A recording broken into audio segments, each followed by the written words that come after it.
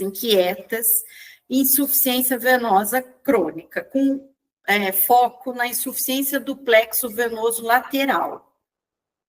É esse o artigo. Se alguém quiser depois, aí entra em contato com a gente, que tanto o Marcontes quanto eu temos o artigo. Daí a gente passa o artigo. Já vai em PDF, fácil para ler, para acessar, né?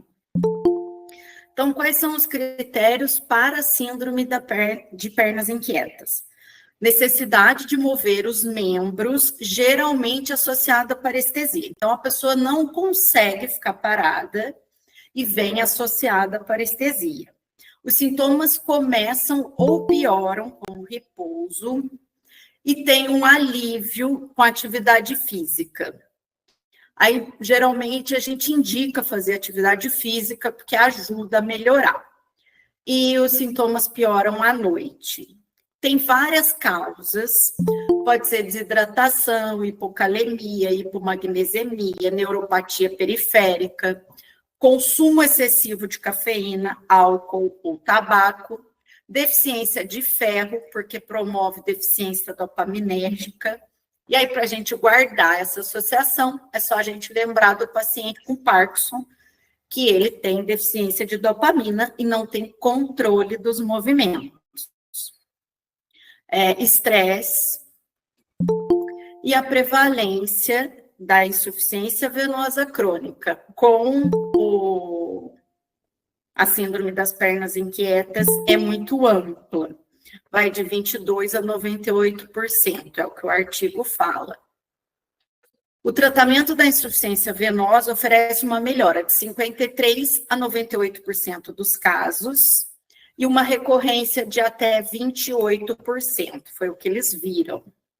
E aí, o que é o plexo de Albanese? É aquele plexo venoso subdérmico lateral, ou sistema venoso lateral, que fica na face lateral da coxa e da perna, e é um remanescente da veia marginal lateral embrionária.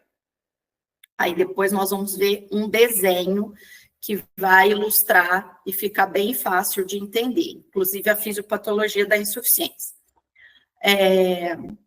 O plexo venoso lateral e a síndrome não tem muita expressão clínica na nossa cabeça. Por isso que eu achei tão importante o artigo. Porque para nós, no nosso dia a dia, o importante para nós é a relevância estética desse plexo.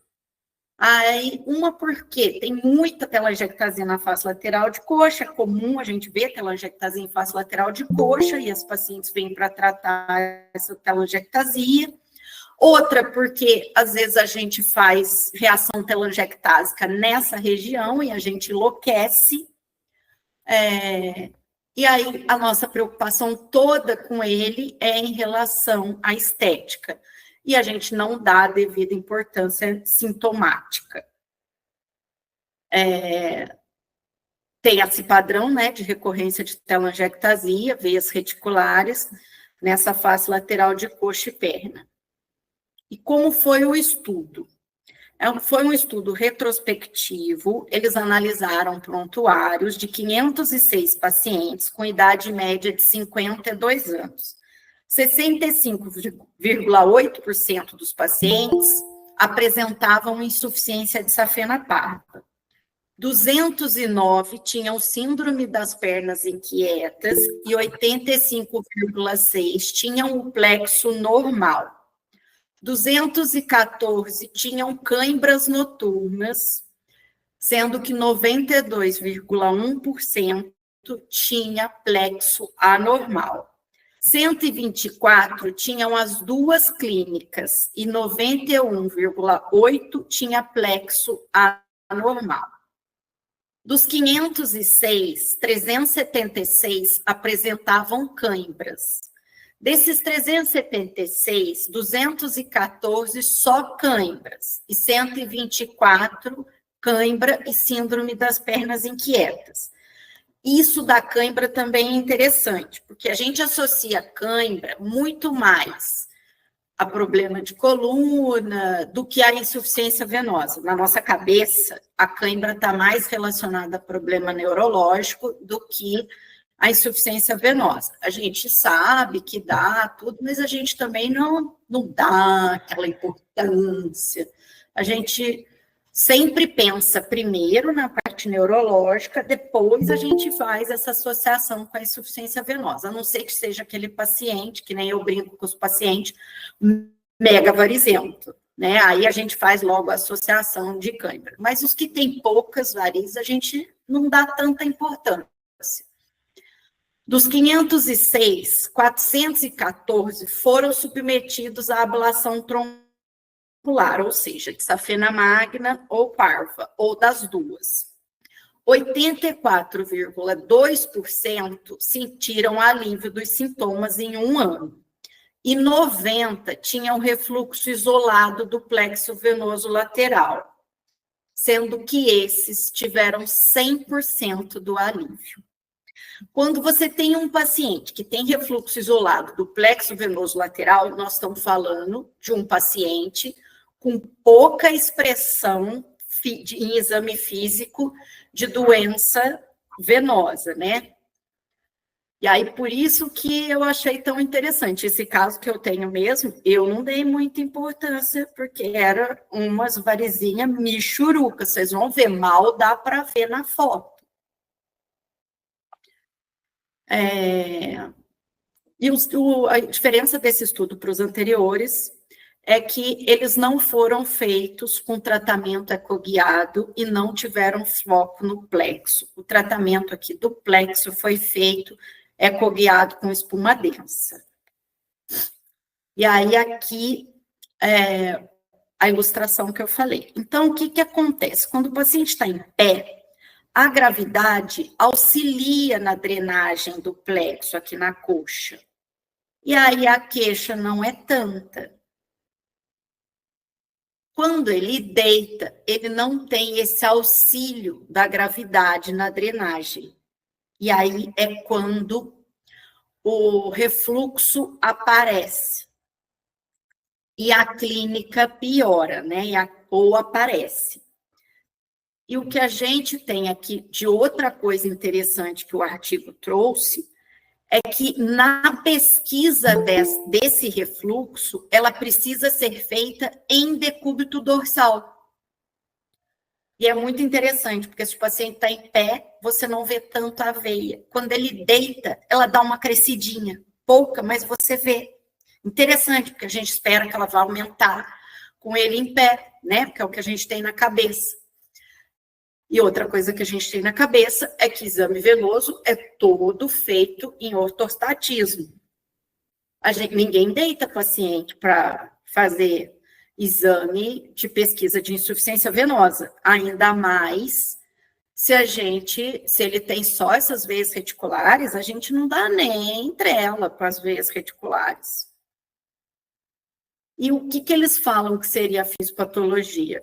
O refluxo irrita a banda iliotibial e aí começa a clínica, né? Começa a inquietação.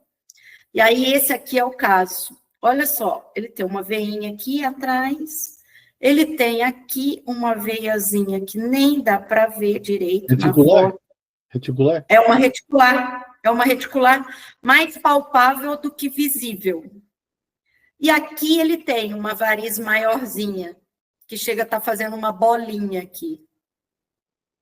Tem ligado. E aí, quando eu uso o Doppler, a queixa é mais de perna esquerda do que de perna direita. Na perna direita, essa é a foto dele deitado da veia reticular. E na esquerda, ela fica ainda mais clara. Isso aqui é um transdutor 411, de frequência de 4 a 11. O ideal era fazer com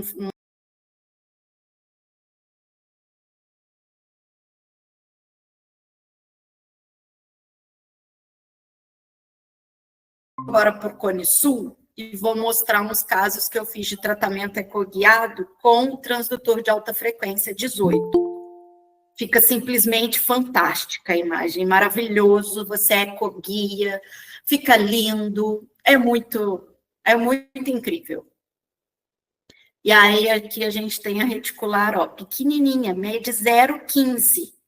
Então, para você conseguir essa imagem de abrir essa veia e ainda conseguir fazer essa foto de refluxo dela aqui no longitudinal, num transdutor 4 ohms, é difícil, ele é mais pesado, né? Ele não consegue ver tão bem assim superficial, e você virar ela no longitudinal é mais difícil, mas dá para a gente ver claramente o refluxo. E, repito, essa pesquisa foi feita com ele no decúbito dorsal. Então, esse foi o caso que eu vi no consultório. E aí, depois que eu apresentei o artigo, as perguntas são, né, que eu já vou deixar aqui para o neurologista. Você acha, assim, tão grande essa relação de insuficiência venosa com síndrome das pernas inquietas? E para os vasculares, vocês acham que vale a pena eu tratar essas varizes? Vocês acham que vai ter melhora? Nós vamos, essas duas perguntas, eu vou pedir o Alan e o professor Fausto para responder. O primeiro, o Alan, fica à vontade, Alan, nós estamos curiosos para ouvir o neuro. Então, vamos lá. Só vou me colocar aqui um pouquinho só da experiência que eu tenho, né, em relação à condição clínica, né? E qual que é a minha perspectiva, né? Então, eu venho estudando, enfim, minha tese de doutorado é sobre a síndrome das pernas inquietas, né? Ela foi realizada mais ou menos em 2010, então já faz 15 anos, e tem uma linha de pesquisa, né, junto com outros pesquisadores, nesse assunto. O que eu posso dizer, assim, um pouco, né? Há um tempo atrás, eu também vi esse artigo, mas não é um artigo que que está dentro do meu ambiente, que eu entenda o artigo. Então, assim, a minha visão sobre o artigo é muito pequena, né? Eu não tenho formação de cirurgião, muito menos cirurgião vascular, né? Então, a dificuldade de fazer a leitura, de fazer a compreensão adequada do artigo, eu vou ter, né? A minha expertise, ela está em outros aspectos das pernas inquietas. Então, vou colocar algumas coisas em relação a um pouco que eu sei. Há muito tempo atrás, tem um outro artigo que falava de acho que do plexo venoso lombosacral, tá? Em que existia em alguns pacientes alguma ingurgitação e daria, né, sintomas como se fosse assim das pernas inquietas, tá? Isso é um artigo bem antigo, e depois, mais recentemente, eu vi esse artigo, depois até conversei com a Vivian agora há pouco, para ver se tinha algum artigo mais novo. Eu desconheço a Vivian também, então esse artigo que acabou apresentando para a gente. E aqui eu vou colocar só algumas questões relacionadas inicialmente ao método do artigo, né? E depois eu vou falar um pouco mais das pernas inquietas, do qual é a minha opinião. Do método do artigo, a gente tem que ter ideia que é um estudo único, é um estudo retrospectivo de um centro único. E quando a gente vai ver na metodologia, se a gente olhar com bastante cuidado, ele não fala que os pacientes tinham síndrome das pernas inquietas, ele fala que tinham sintomas de síndrome das pernas inquietas. Porque, como é um estudo retrospectivo, provavelmente não houve um cuidado, uma acurácia tão grande no diagnóstico. Então, a gente tem que ter um pouco de cuidado, né? Então, em que ele fala, são sintomas compatíveis, ou sintomas de síndrome das pernas, não necessariamente a condição clínica. Mas não que isso invalide os achados, de maneira alguma, é só para a gente, talvez ele aumente a variabilidade um pouco, né? Da prática clínica, né, de quem trabalha com isso há alguns tempos, né, eu não tenho o hábito, e talvez isso vá mudar agora, né, de olhar com atenção, né, a perna do paciente, né? Eu vou ser bem sério com vocês, eu olho a perna para ver como é que está o reflexo do paciente, como é que está a força, como é que está a sensibilidade, mas eu não olho, né, para ver se tem, como é que está o pulso arterial, como é que está, né, se tem varizes ou não tem varizes, né, eu não tenho esse olhar. E a partir desse artigo, eu acho que eu vou ter que fazer isso, né, acho que é importante. E isso, esse artigo, principalmente, o que fica para mim de algo bastante importante, é que eu deva ter, eu acho que todos os pesquisadores, e quem gosta de síndrome das pernas inquietas, a gente deva, a partir dele, eu acho prospectivamente, olhar com mais cuidado esse plexo venoso lateral, eu não sei o nome correto. Plexo venoso lateral. Plexo venoso lateral, olhar prospectivamente, olhar se tem associação ou não, né? Procurar os cirurgiões vasculares para que, de repente, a gente possa fazer outras perguntas de pesquisa e observar essa relação de causa e efeito, né? E perguntar para vocês, porque depois tem várias dúvidas também, né? Porque se esses pacientes a gente trata com muito, claro, trata com atividade física, como a Vivian comentou em algum momento, né, que a atividade física é melhor, sendo das pernas inquietas, provavelmente a doença vascular também, mas a gente hoje trata essa condição clínica muito com pregabalina, né, com gabapentina, e o que isso tem melhora. E se isso melhora a perna inquieta? A perna inquieta não, a doença vascular, né, eu não sei se melhoraria, né? Mas, enfim, assim, o que fica para mim, viu, Marcondes, eu não vou acabar não respondendo talvez precisamente, eu acho que esse artigo ele é muito importante, na minha perspectiva, para a gente poder desenhar novos estudos para avaliar a relação, né, do plexo venoso periférico e as pernas inquietas. Então, acho que ele traz essa luz para essa alteração e a gente deve ficar mais atento a isso. Mas, inicialmente, é isso, Marcondes. Tá. Eu vou deixar o professor Fausto fazer o comentário dele, e aí depois a gente abre para perguntas, né? Que o público às vezes tem interesse em fazer pergunta. Eu mesmo já tenho uma para te fazer, eu vou pedir o professor Fausto para tecer os comentários dele. Deixa eu dar só um dado para o professor Fausto, para ele poder me ajudar na resposta vascular. O paciente já fez uso de flebotônico e não refere melhor. Uhum. Bom, aí, boa noite a todos, né? O caso aí é realmente interessante, mas esse artigo eu devia ter mandado antes para a gente ver, né? Porque artigo retrospectivo é aquela história do eu achei isso e acho que é. Porque se fosse 90% de ocorrência, esse fato já devia ter sido visto antes. Eu fiz um levantamento recente aqui, por causa do livro do Marcondes, sobre exame físico, e fui procurar, e encontrei artigos sobre as pernas inquietas, mas exatamente o que o doutor Alan falou. É uma porcentagem muito pequena de pacientes que têm a relação das varizes com... Isso não dava nem 10%, pelo que eu lembro do número, assim. Eu não estou com o artigo aqui agora, mas eu tinha ideia que a gente fosse discutir alguma coisa especial entre fazer o diagnóstico ou não. O que eu acho é que aquele número que você deu, de 80% a 90 e pouco por cento, é a porcentagem de ocorrência entre os casos de varizes que ele viu. Sim. E não da ocorrência em população geral. É. O dado é meio tendencioso, entendeu? O fato é que ele devia saber se esses doentes realmente tinham um diagnóstico de síndrome. Porque a confusão entre a história vascular e a síndrome, ela pode ser próxima. Então, por exemplo, formigamento nas pernas, todo mundo tem, é frequentíssimo, né, nas varizes, peso, cansaço. Tem um sintoma de variz que é muito próximo à síndrome de pernas inquietas, que é aquele paciente que fica muito tempo parado no lugar, no emprego, ou que trabalha muito de pé, muito sentado, o lugar meio quente, tá, aquelas pedras parece que estão estourando, ele levanta a cadeira e vai andar. Então, parece que isso alivia a queixa dele, e realmente alivia. O problema que acontece com a síndrome das pernas inquietas é que ela piora quando o indivíduo deita. E o indivíduo que tem varizes melhora quando deita, é o contrário. Então, precisa ver se realmente esses pacientes que foram tratados, eles tinham a síndrome. Porque é muito simples você falar, ele tem a dor na perna, assim, a dor na perna não quer dizer que é síndrome de perna inquieta. Então, eu estou duvidando aqui do diagnóstico clínico dos doentes que foram tratados.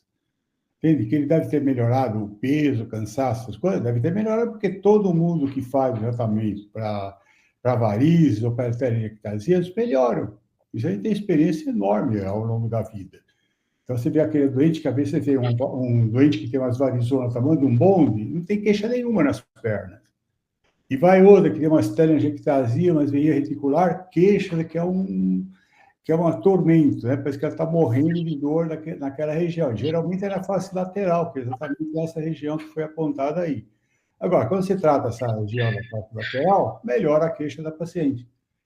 Então, fica estranho, porque geralmente essa síndrome não some assim, pum, você bate o dedo e você vê que essa medicação que o doutor Alan falou, da pregabalina, eu tenho uma amiga aqui, que ela ficou minha amiga por causa disso. Ela tem essa síndrome de perna inquieta, só que ela não tem nenhuma variz, ela veio porque achou que era uma variz, e não tinha variz nenhuma, Doppler normal, não tinha telangiectasia, não tem coisa nenhuma, magricela, não era gorda, não tinha peso, coisa nenhuma. E tem essa síndrome desde criança. Desde criança até a dor nas pernas. Falaram que era dor de crescimento, dor muscular, dor disso, dor daquilo. Até que o médico, olha só, do SUS, hein? Olha só a coisa interessante. O médico neurologista do SUS fez o diagnóstico e era tratando com como é que é? Tá, é um antidepressivo, acho que é pramiprazol, né? Acho que tem esse nome, né? O pramiprazol. Isso, professor Fausto. Até recentemente a gente indicava muito Pramipexol, é isso mesmo. É.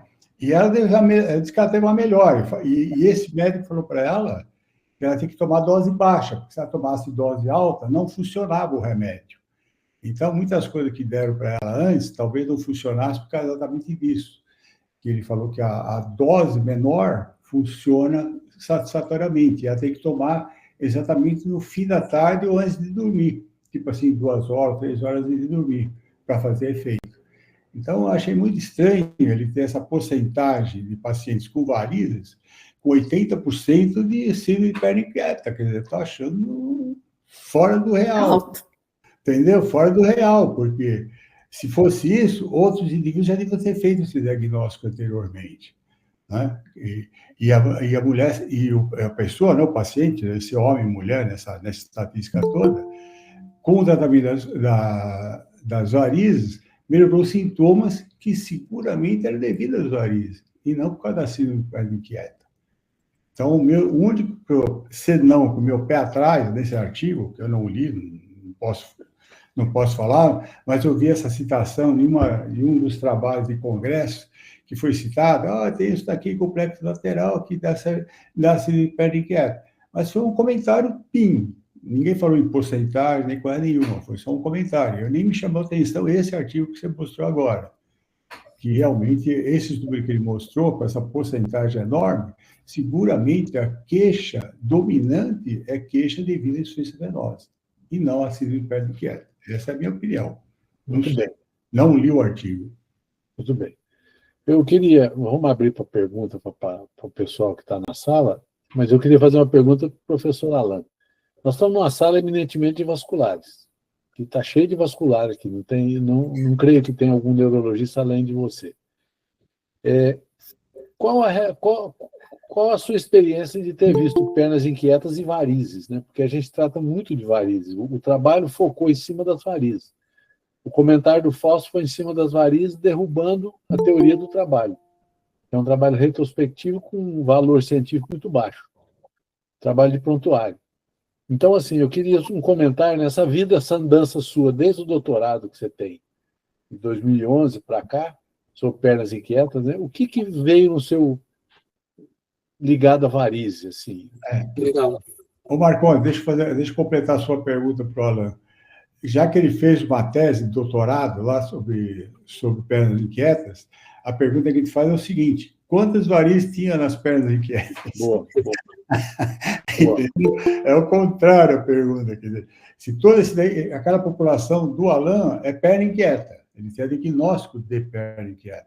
Agora, precisaria ver se tem alguma anotação que foi feita na época, não sei se foi feito ou não. Você não eliminou também, não, né? As varizes. De varizes você tirou. Não sei, se ele tinha sido anotado, não sei como é doutorado. Geralmente, no doutorado, você tem um monte de dados que você joga lá e acaba não usando tudo, né? Então, talvez seria até interessante ele pegar os dados lá do doutorado, se esse dado não foi levantado, ele tentar ver se isso aí está anotado lá e ele não deu bola para isso. Entendeu? Isso pode acontecer também. Vai lá. Eu vou fazer os comentários, assim. Infelizmente, esses dados não foram coletados. Fiz o exame, fiz todos os pacientes, mas era um exame essencialmente neurológico, ele não avaliava sistema venoso ou arterial periférico. Então, infelizmente, professor Fausto, eu não tenho a resposta do doutorado, mas é algo que a gente pode fazer prospectivamente aqui na faculdade, né? A gente tem 5 ambulatórios de sono, né? Tem um ambulatório só de sono adulto, tem uma quantidade grande de pacientes com perna inquieta, e a gente prospectivamente pode ter algum aluno que, de repente, se interesse e a gente possa avaliar prospectivamente a incidência ou a prevalência, né, de doença vascular periférica ou venosa periférica em pacientes com síndrome das pernas inquietas, de maneira prospectiva e bastante detalhada. Então, acho que isso a gente pode responder para o futuro. Mas algo que eu gostaria de comentar também é que, para mim, é bastante significativo estar podendo falar com cirurgiões vasculares. Por que eu falo isso? Porque quando eu comecei a síndrome das pernas inquietas, quando eu comecei a perna inquieta era quase 20 anos atrás, quando eu comecei a fazer isso. Né? Tinha uma frase que falava: síndrome das pernas inquietas é a doença mais frequente que você nunca ouviu falar. né? E um dos trabalhos que a gente fez, a gente determinou a prevalência de perna inquieta numa cidade no Brasil, que foi algo próximo de 6,4%. Né? Então, olha, 6,4% não é pouco. Quando a gente vai pensar, eu moro em Ribeirão Preto, tem 700 mil pessoas, dá 6 vezes 6, 40 pessoas com perna inquieta. Isso não é pouco, isso é muita gente. Né? E daí, ouvindo agora o professor Fausto, né, falando sobre as pernas inquietas, eu achei lindo, né, porque o professor falou de história familiar positiva, falou dos critérios diagnósticos, falou da história da evolução, que diferente de doença vascular, né, habitualmente da doença vascular, as pernas inquietas, uma boa parcela delas vão começar na infância, na adolescência e vão por toda a vida. Né? A doença vascular não costuma ter essa história natural. Né? O professor Fausto comentou também a respeito da importância do repouso para a melhora da doença vascular e para a piora da perna inquieta. Isso é muito claro também. Né? Algo que também a gente observa nas pernas inquietas, e talvez tenha uma sobreposição um pouco com a vascular, mas nem tanto, é que as pernas inquietas costuma ser simétrica. Não exclusivamente, mas mais frequentemente ela é simétrica. E a localização das pernas inquietas, que é algo que é um pouquinho diferente, que a gente explora pouco, ela costuma ser mais na perna, e não tanto na coxa. É claro que ela pode pegar qualquer lugar do corpo. Então, se fosse para a gente discutir localizações dessa condição clínica, hoje tem em qualquer lugar, tem na face, tórax, abdômen, genital, em qualquer lugar pode dar, na evolução da doença, né? Mas, caracteristicamente, em algum momento, principalmente nos momentos, na maior parte dos pacientes, vai ser na perna. E lembrar sempre, e não é em qualquer lugar da perna, é na profundidade da perna. O paciente não fala que é algo externo, sabe? Ele não consegue apontar com o dedo. Ele não fala, é aqui que eu tô com a dor. Ele fala, sabe, ainda mais o brasileiro, ele gesticula, ele massageia e fala que é na profundidade. E se você perguntar para o paciente que tem essa condição clínica, para ele explicar isso em palavras, dá ele 1 hora, 2 horas, ele não consegue se sentir satisfeito descrevendo a doença. Ele fala, olha, é algo parecido com isso, é parecido com aquilo. Então, ela tem essa natureza de difícil descrição do ponto de vista de linguagem verbal, assim, nas pernas inquietas. E lembrar sempre que nas pernas inquietas, assim como eu acho que a doença vascular periférica, talvez a venosa, pelo menos, ela acometa muito mais mulheres do que homens, então isso talvez sobreponha, mas ela tem uma história familiar positiva muito grande, né? Talvez 50%, 60% dos casos, você tem um padrão autossômico dominante das pernas inquietas. E lembrar que hoje, do ponto de vista genético, tem mais de 21 LOCE hoje que associam, né, associadas às pernas inquietas. Então, ela é uma doença que tem um caráter genético muito, mas muito importante. E dentro da fisiopatologia, talvez a fisiopatologia ela é multifatorial, mas talvez o fator que tem um papel mais essencial é o ferro. Então, hoje, todo paciente que eu avalio sobre as pernas inquietas, que nós vamos avaliar todos nós, a gente vai pedir uma ferritina e saturação transferência. Se por acaso estiver baixo, a gente faz reposição de ferro, de oral ou endovenoso. Os pacientes melhoram muito, mas não é pouco, é muito. Você faz... Tá com o paciente... Os limites de ferritina também são diferentes. Para a perna inquieta, a gente usa 75. Então, você faz ferro endovenoso com o paciente com perna inquieta, quando está indicado, ele já chega a ficar 4 a 6 meses sem sintoma, com ausência de sintomas. Depois a ferritina começa a cair por diversos motivos, você faz nova infusão e ele fica mais vários meses. Né? Então, eu acabei respondendo a pergunta logo no começo, acabei me estendendo, viu, professor Marcos e professor Fausto? Mas é para aproveitar essa oportunidade de poder conversar com o vascular, que normalmente a porta de entrada do paciente com perna inquieta é o cirurgião vascular ou o reumatologista. No Brasil, isso é diferente um pouco no exterior, mas no Brasil, o paciente tem algum desconforto nas pernas, ele vai no vascular e vai no reumato. Depois que ele vai procurar outras coisas, mas normalmente, então, a entrada dele costuma ser essa. Obrigado. Marcelo, você fez a pergunta. Fausto, quer falar alguma coisa?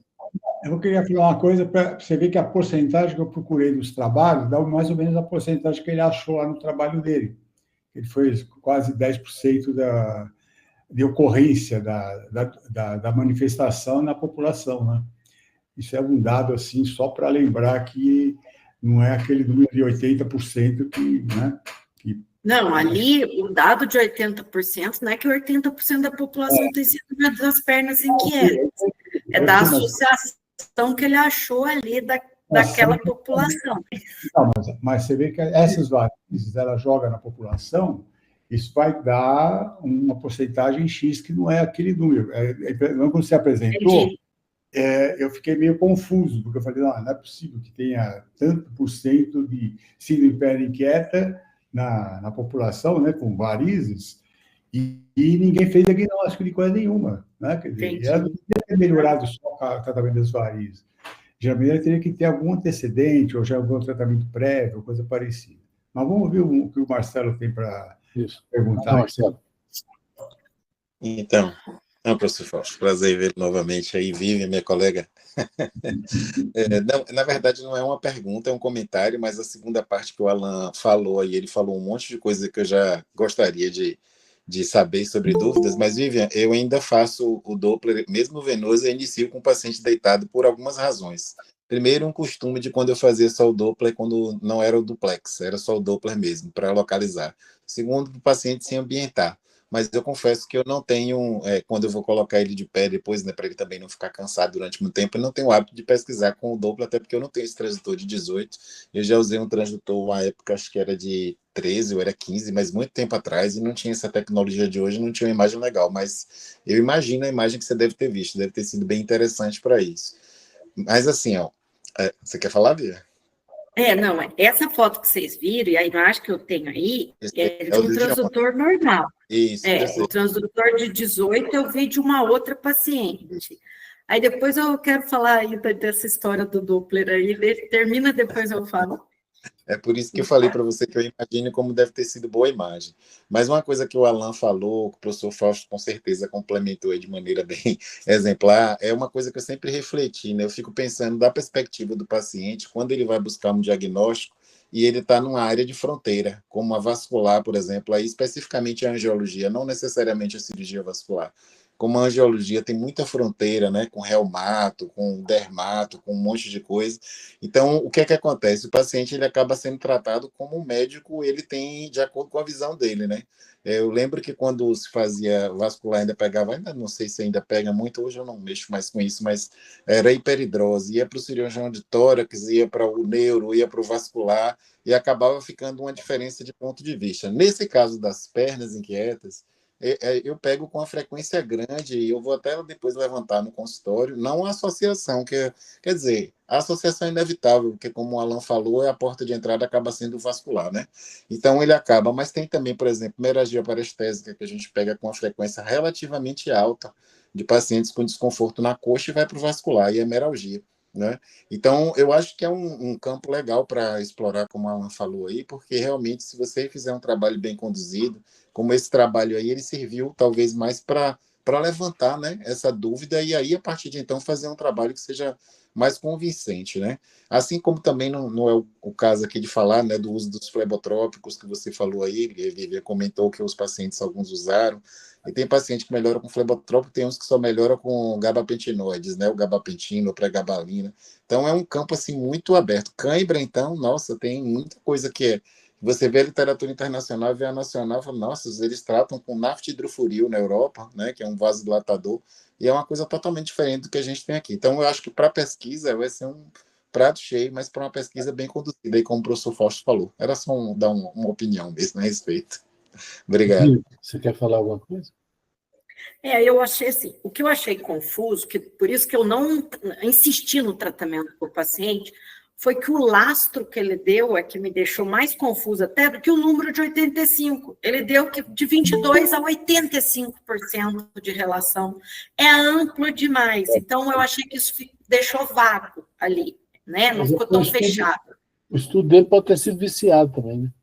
Não, ele fala no final do estudo que precisa fazer novos estudos, que lá foi feito só em um centro, que era um radiologista intervencionista que fez todos os tratamentos, então só teve um médico para avaliar o resultado, digamos assim.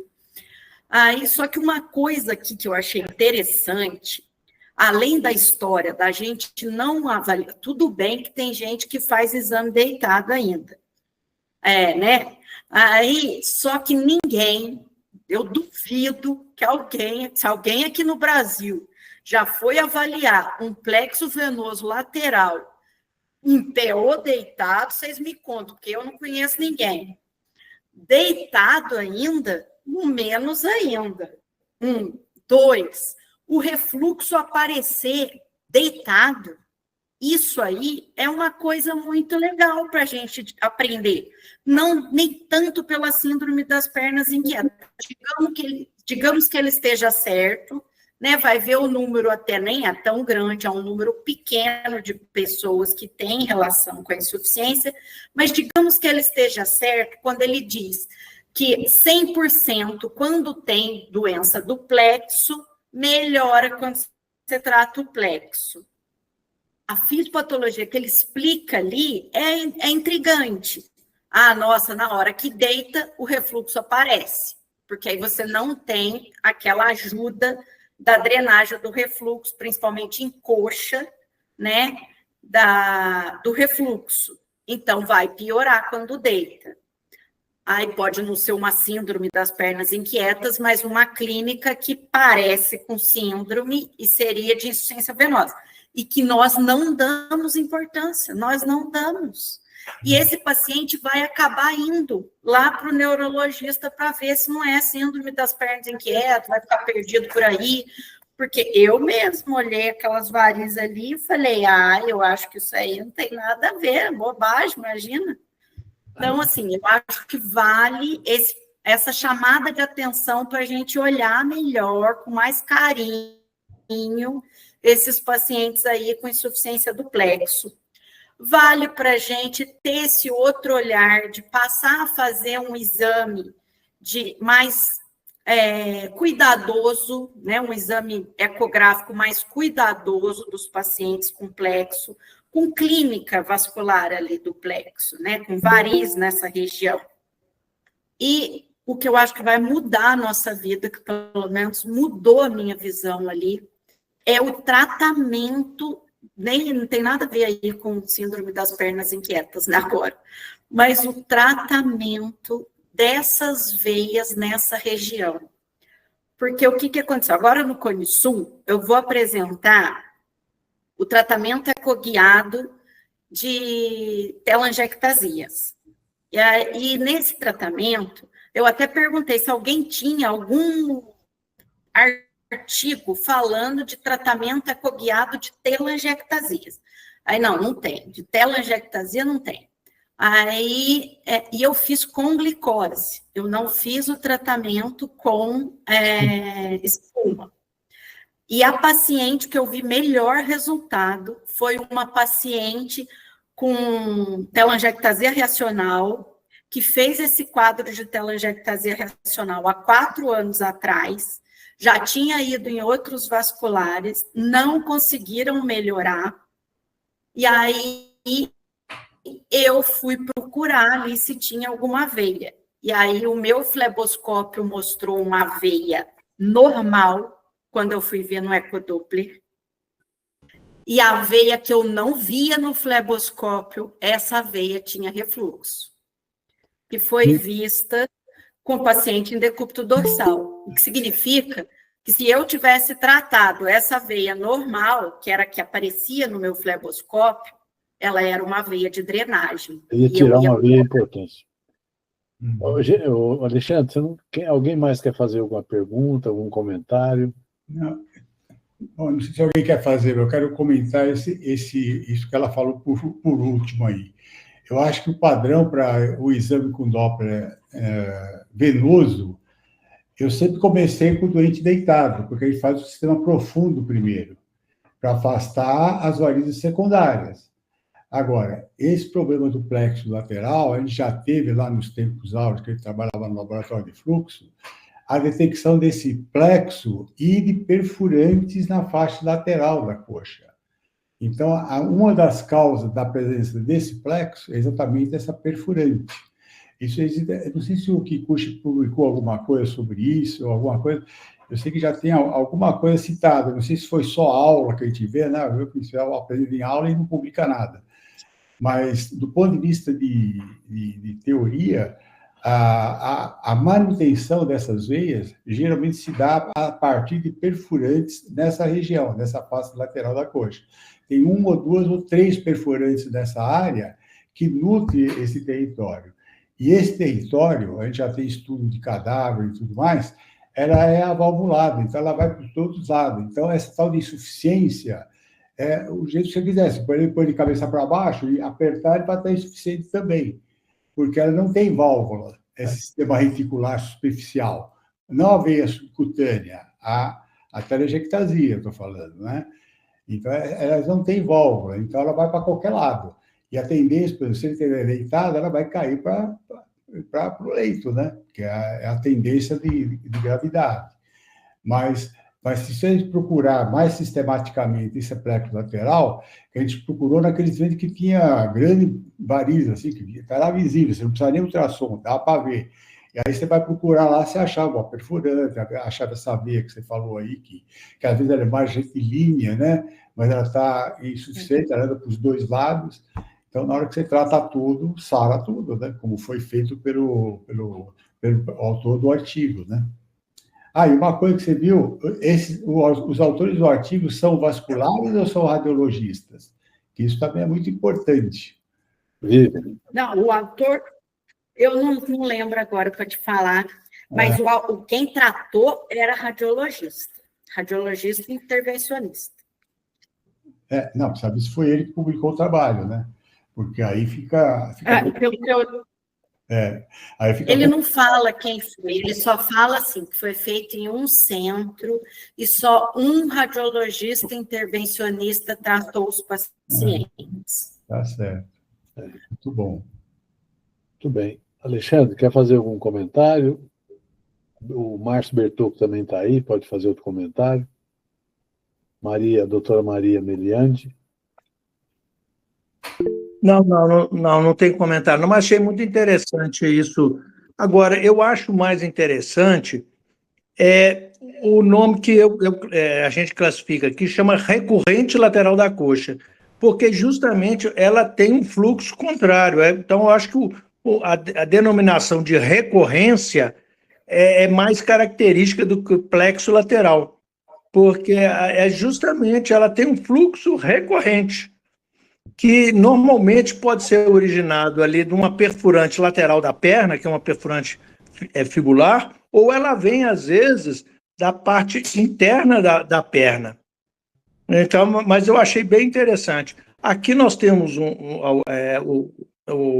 o doutor, principalmente o doutor Adriano, ele fez um eco em mim, que eu operei de varizes esse ano, ele fez, para mim, o meu mapeamento deitado também. Que bom, eu não sou ecografista, mas agora eu estou lembrando aqui como ele fez o meu exame. E ele tem um transdutor também de maior megahertz. Nossa, é fantástico. Ele tem um monitor de 4K, dá para ver a molécula dentro da veia. É espetacular, é espetacular. A recorrente lateral da coxa parece uma veia safena. Safena, né? Alan, você quer falar? Mas é muito interessante. Só para aproveitar a oportunidade, só para a gente comentar um pouquinho, só para comentar um pouquinho mais de perna inquieta, pode ser, professor Marcondes? Claro. Sim! É o assunto da hora.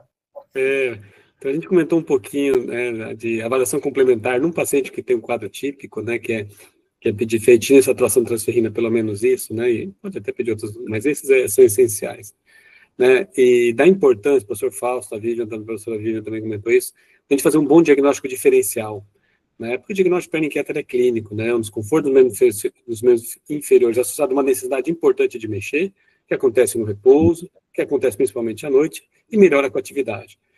E quando a gente estuda isso, tem vários mimics, várias situações que mimetizam.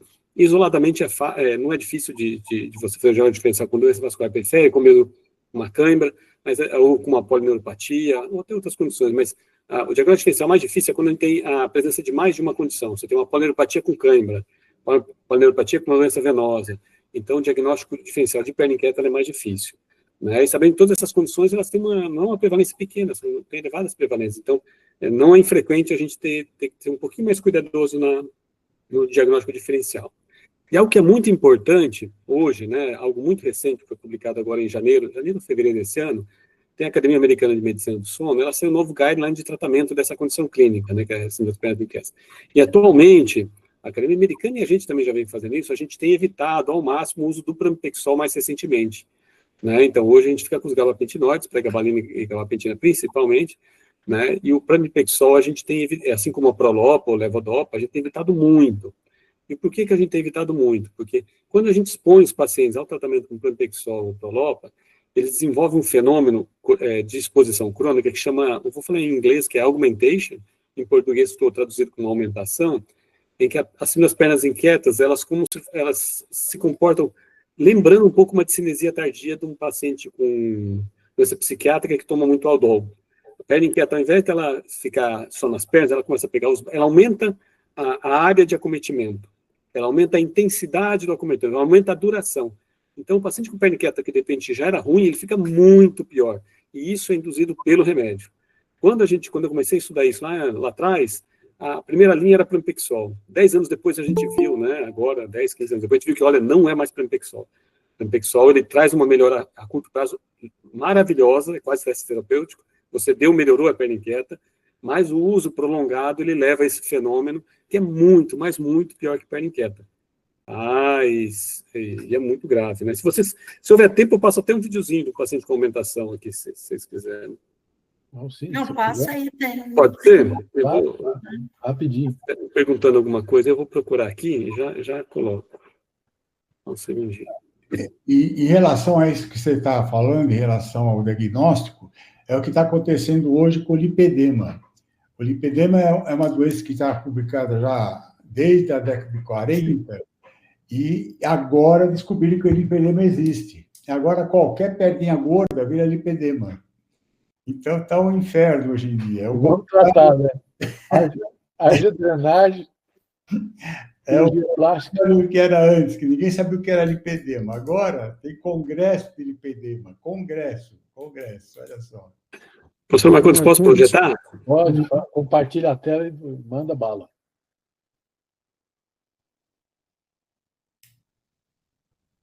Nossa, eu acho que eu não... Vê se ele tem autorização, Marcondes. Eu acho que eu não tenho. Então talvez não passe porque... Mas o convite precisa de autorização? Precisa. Eu achava que era só o Zoom. Não, quando tem alguém organizando, quem organiza autoriza XYZ. Sabe quem que está organizando? Você fala para ele compartilhar a tela? Agora vai dar aqui, eu consegui. Vê se vocês estão vendo aí. Sim. Agora foi. Vou passar direto para o vídeo, não vou dar aula nenhuma, não. Esse é um paciente, então, que ele tem síndrome das pernas inquietas, ele tem apneia do sono, está usando o CPAP, e ele está com esse fenômeno de aumentação à noite. Aí vocês vão ver os movimentos periódicos, mas de corpo inteiro, e não só das pernas mais. Isso por exposição prolongada para pramipexol. Tá? Então, ele tem, a gente chama de, ele tem esses movimentos corporais. Isso a gente chama de movimento periódico dos membros, né? Então, ele faz esse movimento, vai ter um intervalo, depois ele faz de novo, e faz de novo, e faz de novo.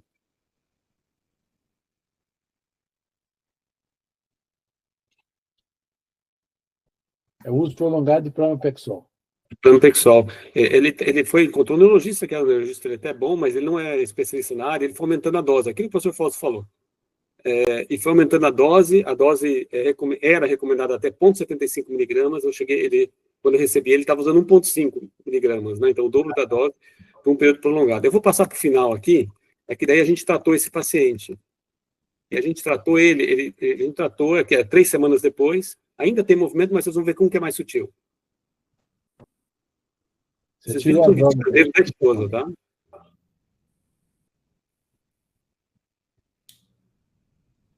Olha lá o pé dele mexendo um pouquinho. O tratamento dele foi pré-gabalina, tá com 300, chegou a 300, mas depois a gente reduziu para 150, e metadona. Então, ele teve que usar opioide. Dose baixa, 5 miligramas. É isso. Muito bom. E o Alan diz que o Piaget auxilia o funcionamento da pré-gabalina, né? Uma das funções do Piaget é melhorar o funcionamento da pré-gabalina também, não é? Eu não conheço, Vivian. O que é o Piaget? Desculpa a minha ignorância. Eu também não conheço muito. Eu sei que ele é feito da película do ovo, e eu não dei muita importância para ele, porque quem me apresentou foi o representante, e aí, como a gente não usa muito, né, a pré-gabalina, eu também não liguei muito para o Piaget, entendeu? Ele falou que potencializa a pregabalina? A pregabalina, ele falou. Às vezes é coisa de laboratório, né? Não sei. O que você acha, Alan? Eu vou pesquisar, anotei aqui. Eu não conheço, né? Desconheço mesmo, né? No estudo americano, né? O estudo que demonstrou a eficácia da pregabalina é um estudo publicado no New England, e nos Estados Unidos a dose mais eficaz ficou entre 200 e 300 miligramas. Entretanto, aqui no Brasil, com a maior parte das medicações, pelo menos assim para enxaqueca, para epilepsia também, a gente consegue controle com doses menores. Doses bem menores, a gente já consegue um controle bom de sintomas. E o professor Fausto também comentou, né, algo que é importantíssimo no tratamento de perna inquieta, é o horário de dada da medicação. Então, ele não é uma medicação que você distribui ao longo do dia. Não, as medicações, excetuando o ferro, são medicações sintomáticas. Né, seja a pregabalina ou o pramipexol, a gente vai dar 2 ou 3 horas antes do início dos sintomas. Né, para você ter a absorção, a distribuição, o pico de efeito e o controle dos sintomas. Habitualmente, a pregabalina, eu começo com 50 a 75 miligramas, né, e aí a gente vai escolhendo a dose semana a semana até você conseguir o controle clínico dos sintomas. Para quem tiver um pouco mais interessado, né, existe uma escala de gravidade das pernas inquietas. São 10 questões bem simples de múltipla escolha, né, e o paciente vai lá, ele vai avaliar a frequência, intensidade de dor, consequências das pernas inquietas, e isso vai dar uma variável numérica que avalia de 0 a 40, e daí a gente usa como referência para a resposta. Tá? Eu posso passar para o professor Marcondes, que eu tenho contato, depois ele pode distribuir se tiver interesse. Tá? Por favor. E a triptilina? Isso, então, uma outra coisa importante, então, vou aproveitar aqui, viu, gente? Não, eu estou aqui para tirar tudo que eu posso de você. Perna inquieta, via de regra, todos os antidepressivos, a gente pode ter todos, inibidores seletivos, tricíclicos, ou mesmo os duais, como o desvenlafaxina, duloxetina, podem piorar a perna inquieta. Não quer dizer que vão, mas podem precipitar ou piorar. A única medicação, o único antidepressivo que não está associado à precipitação piora é uma medicação que chama bupropiona, que ele é mais dopaminérgico. Então, daí, ok. Mas o que a gente utiliza? Então, eu recebo um paciente com síndrome das pernas inquietas, ele também tem depressão. A depressão costuma ser uma condição clínica dramática. Então, você vai tratar a depressão com o antidepressivo que for, perna inquieta vai piorar e você vai dar pregabalina em dose mais alta, ou gabapentina, ou enfim, a combinação que você for fazer de remédio. Né? Mas quando você recebe a primeira vez o paciente está usando antidepressivo e nem sabe por quê, né, e tem perna inquieta, vale a pena reduzir ou mesmo rediscutir, né, a necessidade de manutenção do antidepressivo, não vale a pena retirar. Ainda quanto ao tratamento, eu falei já um pouquinho antes, mas eu vou só reforçar agora, eu já falei um pouco, mas eu vou falar mais um pouco. Assim, perna inquieta tem criança, tá? Então, muito da dor de crescimento é perna inquieta. Tá? Então, se vocês estão... a gente não tem pediatra aqui, mas todo mundo vão ter filhos e netos, né? Aí, quando você pega uma criança que está com aquelas dores à noite, a criança ela tem dificuldade para expressar verbalmente o que está sentindo. E a gente não está doendo, a gente já induz isso. Tá? E ela vai apontar que é para as pernas, isso pode ser perna inquieta. Sabe aquela criança também que é inquieta na sala? Por que ela fica inquieta na sala? Se ela tem perna inquieta, ela tem que ficar 4 horas sentada, né? Ela vai ter sintoma também. Então, vale avaliar metabolismo de ferro. A maior parte delas vão ter ferritina abaixo de 75, faz sulfato ferroso via oral e a criança melhora. Né? Tem um impacto importante, até mesmo, né, no desempenho acadêmico dessas crianças. E no adulto, a resposta do ferro via oral é um pouco pior. Aí a gente faz o ferro endovenoso, só que não é qualquer ferro endovenoso. Ele tem que ser um ferro endovenoso de baixo peso molecular para passar a barreira hematocefálica. Né? Os ferros mais baratos, infelizmente, eles não passam a barreira hematocefálica. E por que eu estou falando não passa a barreira hematocefálica? Porque tem estudos pós-mortem, estudos em vivo com ressonância magnética, mas principalmente os pós-mortem, que eles demonstram dentro do tronco cerebral, em várias áreas, principalmente no mesencéfalo, uma ferropenia. Você tem ferro sérico normal no sangue, mas ferro baixo dentro do sistema nervoso central. Aí você faz, agora eu vou falar o nome do ferro que a gente usa com maior frequência, só que ele é caro, que é o ferrinjete, que é o ferro carboximaltose. Faz 2 ampolas em 20 minutos, meia hora ali, né, e pronto, o paciente fica, a maior parte, não vou dizer que são todos homens, um remédio melhora tudo, mas uma boa parte você vai ter uma boa resposta. Então, o ferrinjete é o que a gente utiliza mais. Eu estou vendo aqui, professor Marcondes, tem o Ednário, ele está perguntando qual o papel da polissonografia. O que eu posso dizer? Assim, a polissonografia não o diagnóstico de perna inquieta é clínico, e ponto. A polissonografia ela pode ser utilizada para mensurar aquele fenômeno que aquele senhor estava tendo, só que o dele está bem maior, tá? Que é o movimento periódico dos membros, que a gente chama de PLM. Então, imagina que aqui é minha perna, aqui é meu pé, né, e aqui é minha perna. O paciente com perna inquieta, ele vai fazer esse movimento de dorsiflexão do pé, né, durante a noite. Tá? 90% dos pacientes com perna inquieta vão fazer essa dorsiflexão. E a gente, na polissonografia, a gente coloca o eletromiograma de superfície bem em cima do tibial anterior e pega esse movimento. Tá? Então, assim, se você está suspeitando de perna inquieta, está na dúvida, a polissonografia ela pode vir como um auxiliar, tá? Só para auxiliar nisso. Tá? Mas lembrar sempre que nem todo PLM é perna inquieta. PLM pode dar numa outra doença do sono, que chama narcolepsia, numa outra doença do sono comportamental do sono REM, dá insuficiência renal, dá insuficiência hepática, dá alteração de tireoide. Então, nem todo PLM é perna inquieta. Mas dos pacientes com perna inquieta, 90% vão ter esse fenômeno. Então, é só para ter essa ideia. Obrigado pelo espaço aí. Nós estamos com exatamente 1 hora de reunião, acho que está bom já, o assunto foi bem debatido, né? E se alguém tiver mais uma pergunta, a gente libera para uma pergunta ou a gente encerra, o pessoal descansar e já são 9 horas em ponto. Exato. Vamos agradecer o professor Fausto, agradecer o Alan, a Vivian, pela dedicação aí, eu acho que foi uma reunião que valeu. E agradecer a participação de todos, a Maria Meliande, o Márcio Bertocco, o Alexandre, Marcelo Araújo, meu amigo pessoal. E boa semana para todos. Muito obrigado. Bom, boa semana. Só parabenizar o Marcondes pela organização, viu, Marcondes? Isso. Parabéns aí. Muito obrigado, foi muito bom. Obrigado, um abraço. Tchau, tchau. Tchau. Boa noite. Vamos falando, tchau.